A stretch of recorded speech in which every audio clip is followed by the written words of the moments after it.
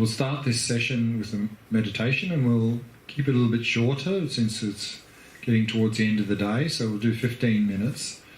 And what I'd like to do is go back to the rhythm of the breath, get more familiar with this practice, because in the next couple of days when we go to the nostrils, the mind, awareness practices, this practice of focusing on the rhythm of the breath can be very useful as an anchor for all of these practices.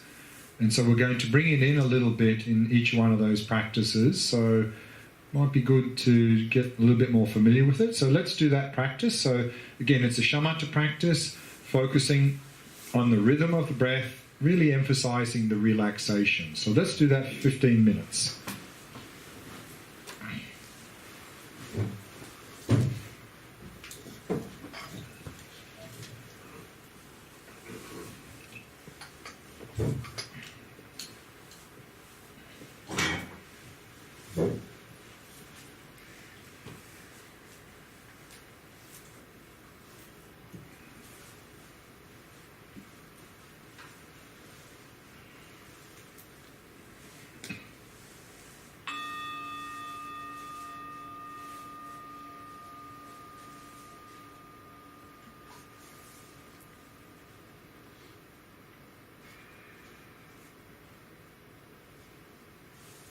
As always, we begin by preparing the body, setting the body into a state of relaxation, stillness, and vigilance.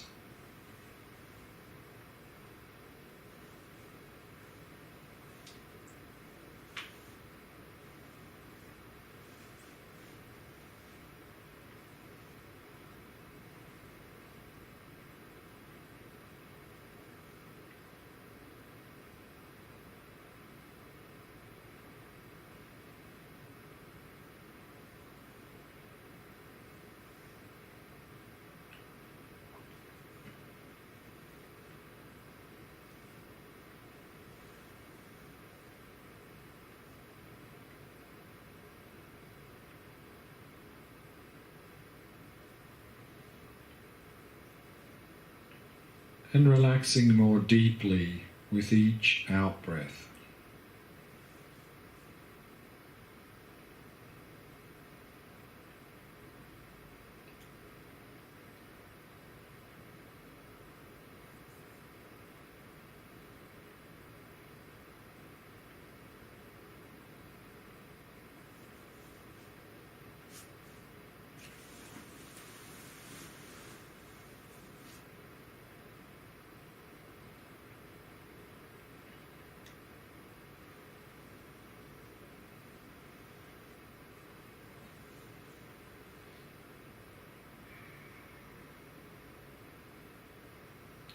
And with each out-breath, letting go of any thoughts that may have arisen, happily releasing them.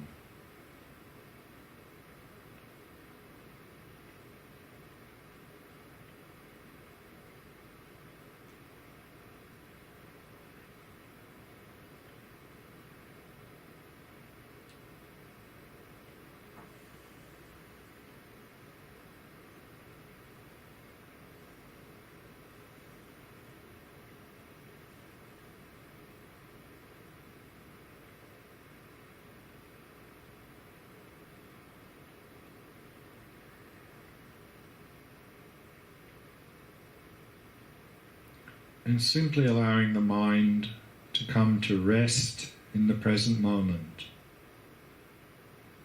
And simply becoming aware of the rhythm of the breath. Noticing if it's fast or slow, deep or shallow, long or short.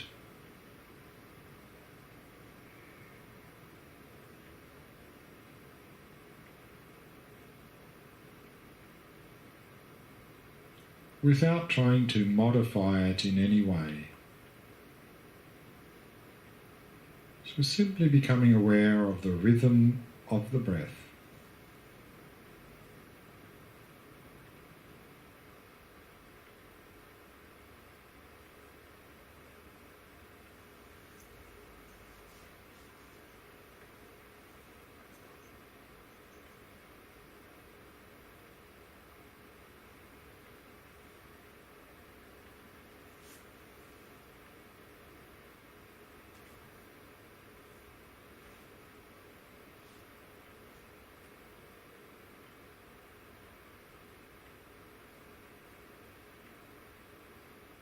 and maintaining that ongoing flow of mindfulness, of the rhythm of the breath.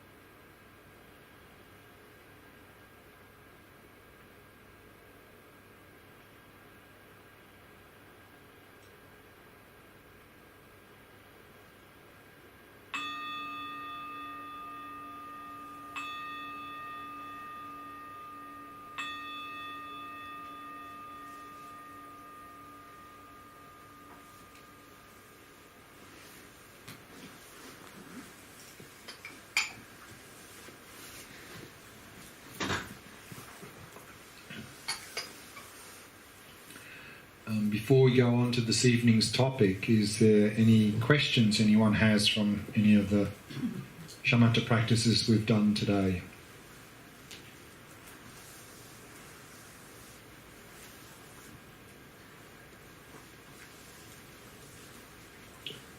Okay.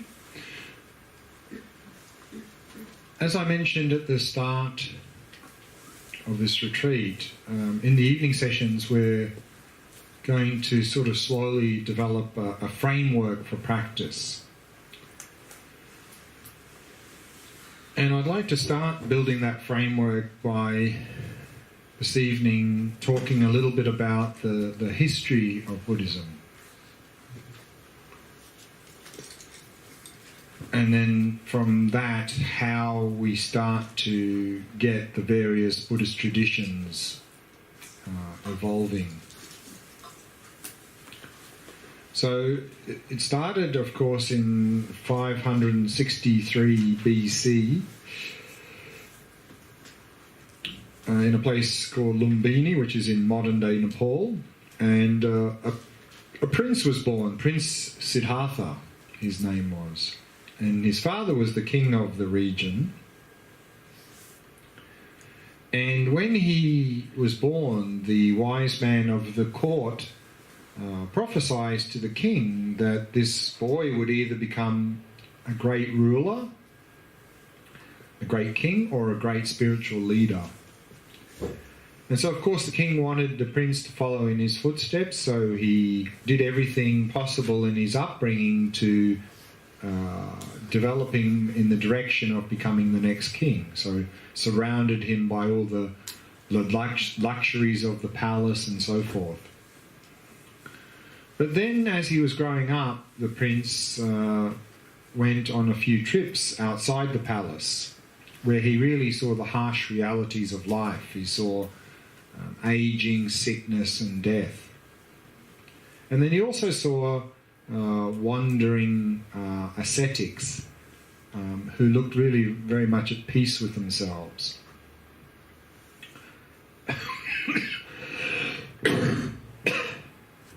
And this got the prince thinking about life, the meaning of life. And he decided he really needed to discover the meaning of life and the purpose of life and how to overcome suffering. And so at age 29 he escaped from the palace and went out in search of answers. And there were a number of spiritual traditions already existing at that time, and a lot of those spiritual traditions had the idea that it was craving and attachment that it was the root cause of our suffering, and that by developing higher and higher levels of concentration, we could transcend our suffering by attempting to transcend craving and attachment. And as part of that, it was felt like that craving and attachment to the body was a big problem. And so part of those practices was sort of ascetic practices of denying the body, not eating, feeding the body. And Prince Siddhartha practiced these absorptions. So remember we said that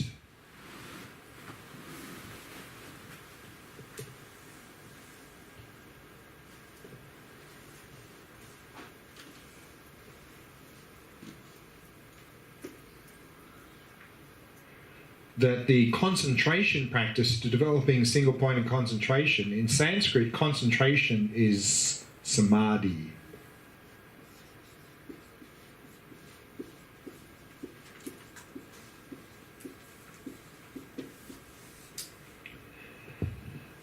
And there are many levels of concentration or samadhi we can cultivate. The one we're sort of focusing on in this retreat is this level of samadhi called Shamatha.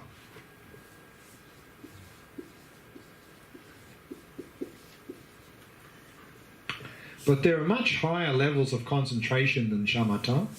In fact, above Shamatha, there are 4 levels of concentration called the 4 jhanas.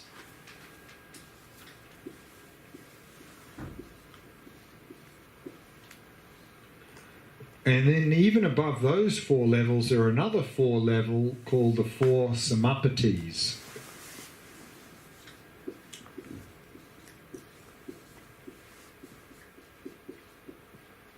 And it was felt by a number of these traditions that if we developed higher and higher levels of concentration, that we would eventually achieve liberation from suffering.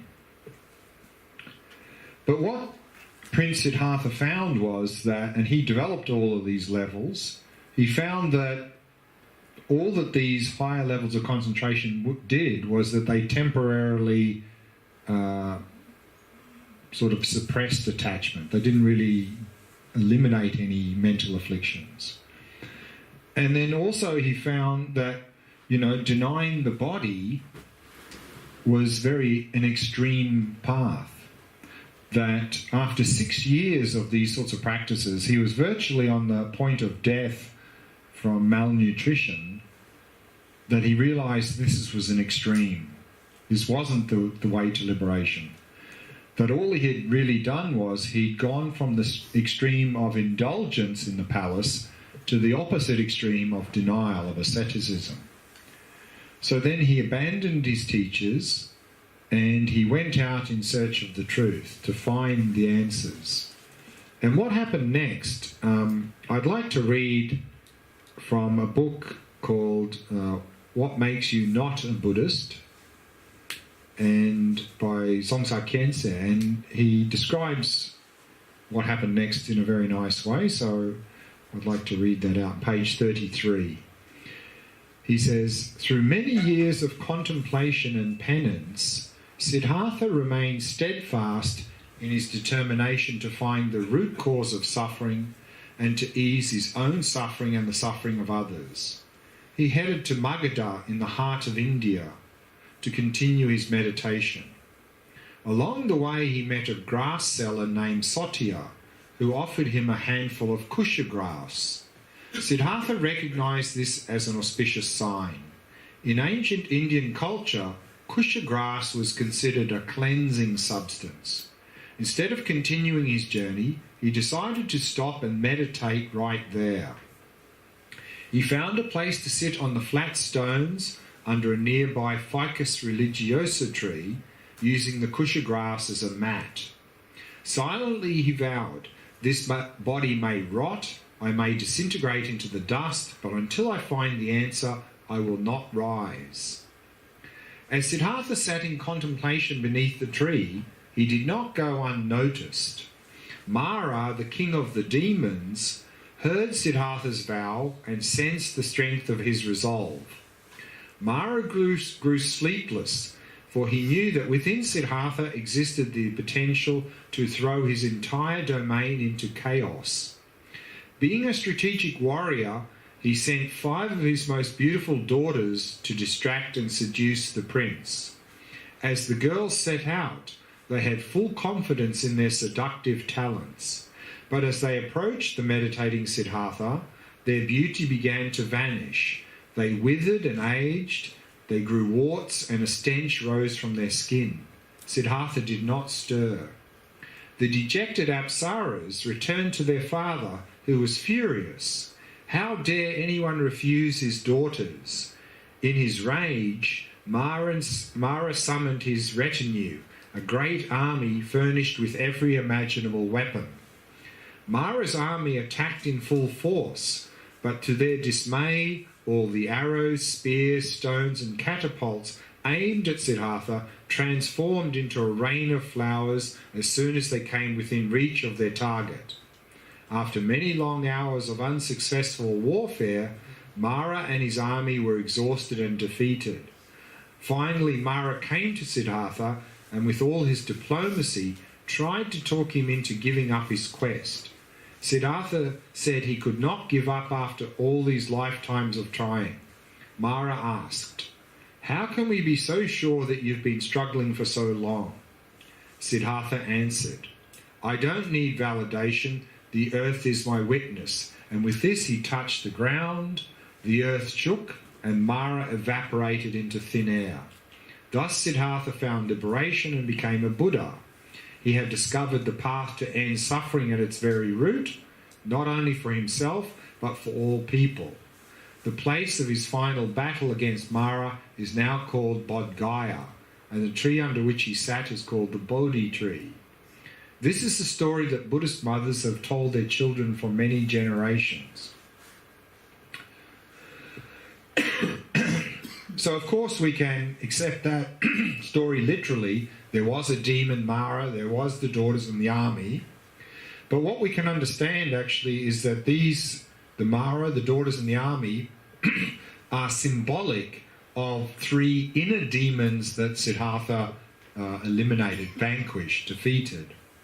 And these three inner Maras are the three poisons. So Mara is ignorance, the daughters is symbolizing attachment, and the army symbolizing aversion, anger. So it's these three inner demons that Siddhartha defeated and achieved enlightenment, became Buddha. So what is enlightenment? Enlightenment is a state where we're completely free of all suffering and the causes of suffering, all the mental afflictions, and where we've fully cultivated the positive qualities. And Prince Siddhartha, when he achieved enlightenment, became known as